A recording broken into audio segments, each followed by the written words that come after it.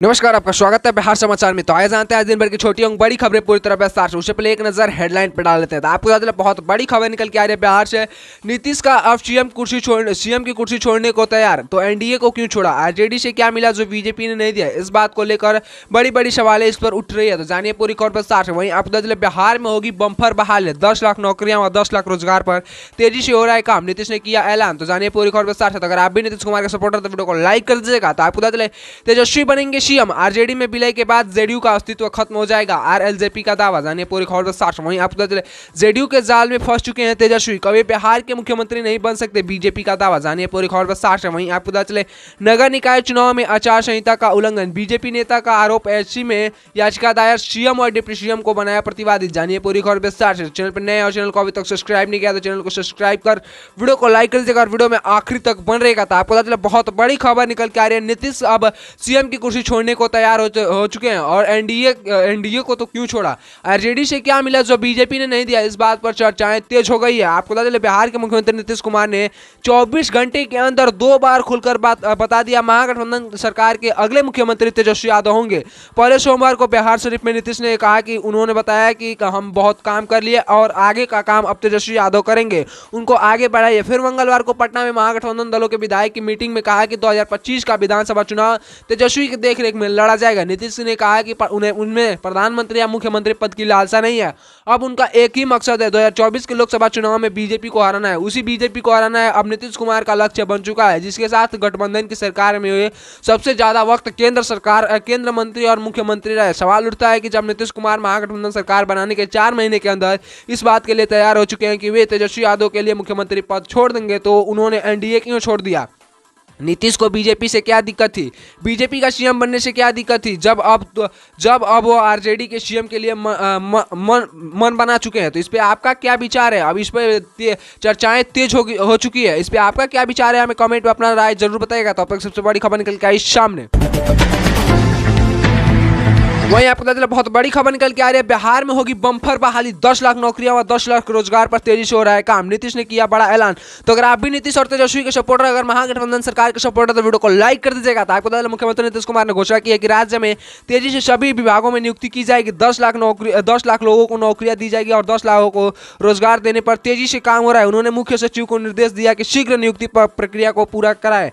इस बात पर नाराजगी भी व्यक्त की कि वह जितने तेजी से नियुक्ति कराना चाहते हैं उस हिसाब से पदाधिकारी काम नहीं कर पा रहे, इसमें सुधार लाएंगे। मुख्यमंत्री मंगलवार को ज्ञान भवन में बिहार लोक सेवा आयोग द्वारा चयनित 9 विभाग के पदाधिकारियों को नियुक्ति पत्र सौंपने के बाद अपना संबोधन दे रहे थे। इसी मौके पर 454 नए नियुक्त पदाधिकारियों को नियुक्ति पत्र दिया गया। सीएम नीतीश ने यह भी कहा कि केंद्र सरकार बिहार को विशेष राज्य का दर्जा होती है तो यहाँ और तेजी से विकास होता, पर राज्य अपने दम पर सभी लोगों के लिए विकास का काम कर रहा है। यहाँ कोई गरीब नहीं रहेगा, सबकी तरक्की उतना ही के लिए काम किया जा रहा है। कहा कि सभी नियुक्तियों में महिलाओं की अधिक संख्या देखकर काफी खुश होती है। बिहार में महिला पुलिस की संख्या 29,000 हो गई है। इतनी महिला पुलिस देश में किसी और राज्य में नहीं है। हम लोगों ने सभी सरकारी महिलाओं को 35% का आरक्षण दिया है। जी हाँ दोस्तों, तो आप तक सबसे बड़ी खबर निकल के आई सामने।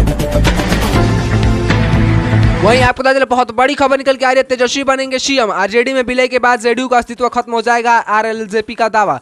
रालोसपा के राष्ट्रीय प्रवक्ता श्रवण कुमार अग्रवाल ने दावा किया कि शीघ्र ही जेडीयू का राजद में विलय हो जाएगा, जेडीयू का अस्तित्व समाप्त हो जाएगा। उन्होंने कहा कि मुख्यमंत्री नीतीश कुमार के बयान से स्पष्ट है कि तेजस्वी यादव नेता मानकर 2024 का लोकसभा चुनाव और 2025 का विधानसभा चुनाव लड़ेंगे। उन्होंने कहा कि रालोसपा शुरू से ही कह रही थी कि तेजस्वी यादव ही बिहार के सुपर सीएम हैं।